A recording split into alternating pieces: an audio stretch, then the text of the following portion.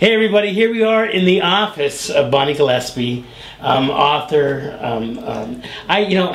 To me, you're kind of a sage because you allow me outside of this environment to live my dreams, no matter what I'm doing. And this 4th edition, by the way, is very special. And I refuse to, I get into a little bit, but I refuse to get into it till you autograph it. All right. That's what happened last time. But you know, Bonnie, and I know you're primarily doing this with actors, but in reality, what I've learned by using this in my everyday life is that it applies to everything that a person does, because we're constantly acting, we're constantly promoting and selling ourselves. That's right. So I think that this is bigger than just acting. Yes.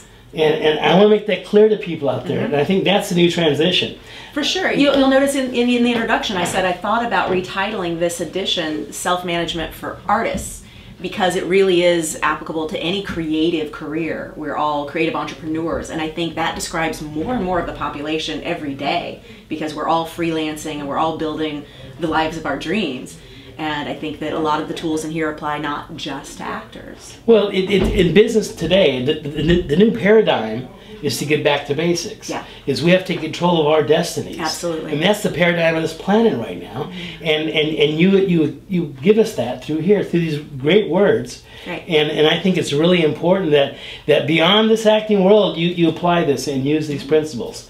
So if you don't mind, I want to get your head a little bit. All right, let's do it. Okay, so what is the antithesis, or ninja? How did that come about? So ninja came about because I kept using it as a description in my coaching one-on-one with clients, or when I would tour around to other cities and teach self-management for actors as a course. You know, because it's now a course at colleges and universities, and so I've traveled around the world to get to guest lecture in courses that were created on my book, which is crazy and just such a dream come true. And I would describe certain things that actors or other artists could do that then suddenly you're in the exact right place at the exact right time in front of the exact right buyer, as if a ninja. You just appeared, and they don't realize that you have been making strategic moves and doing a lot of research to lead up to that moment, to suddenly pop on their radar at that exact moment. And so it just kept coming back around to, that's a ninja move. That's one of those things where we're planting seeds to get to have that intersection with the target buyers. And if we do it well, it's not really noticed. It just suddenly is. Now, I think one of those tools that you stayed with me from the day when I met you is to enjoy the process. Absolutely. You bet. You bet. A little bit on that. Well, we have 5 rules with anything we do with self-management for actors, and rule number 5 is have fun. Because if it's not fun, why are we doing it? And I see so many actors complain about the struggle, or they rage against the machine of IMDb just added this new complain. And I'm like, you should be having fun. I get that there are some things that are less exciting about the pursuit. You know, there can be parts that feel like rejection. I don't believe rejection exists. Rejection would be me saying you're not allowed to try acting. That's rejection. Right. You are allowed to try acting, and it is a process of selectivity. So you may not make it all the way to the very top, but that doesn't mean you were rejected. It just means you were selected this far and then it stopped. And then there's another project and another and another. So for me, if you're not getting joy out of this career pursuit, whatever pursuit you've chosen, choose something else. Because what we need in this life are people who are happy doing what they love doing, hopefully.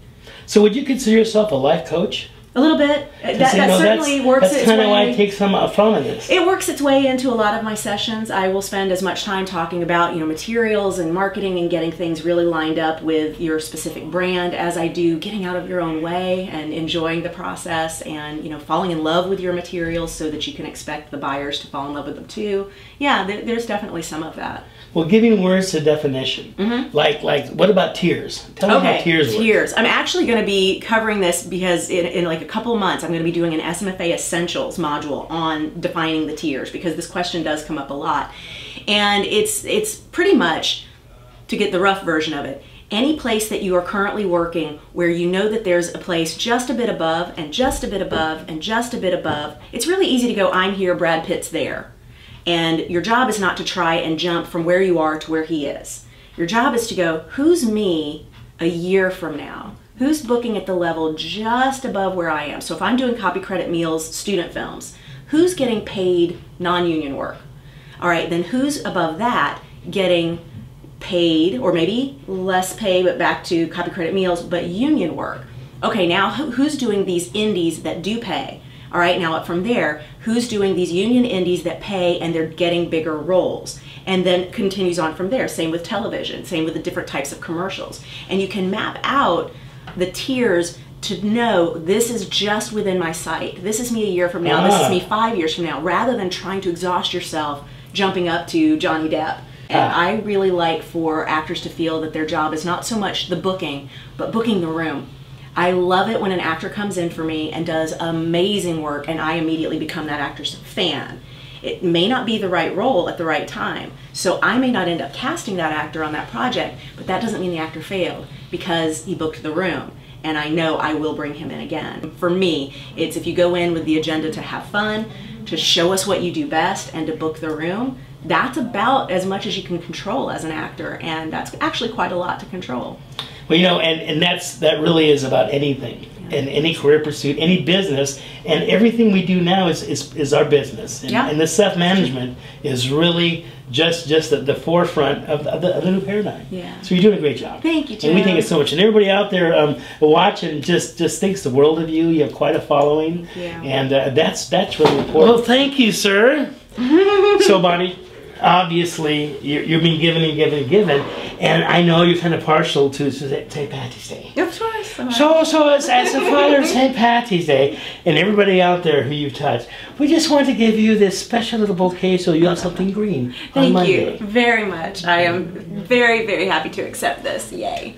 Well, good. Thank you. Beautiful. Beautiful. Okay, Bonnie, I know you're busy. You gotta go. I gotta move. We gotta rock and roll, and we're gonna enjoy the process. Always moving, always enjoying. Yes. Thank you so much, Bonnie. It's absolutely my pleasure, sweetheart. You too. Thank you for being here. I know. Bye-bye.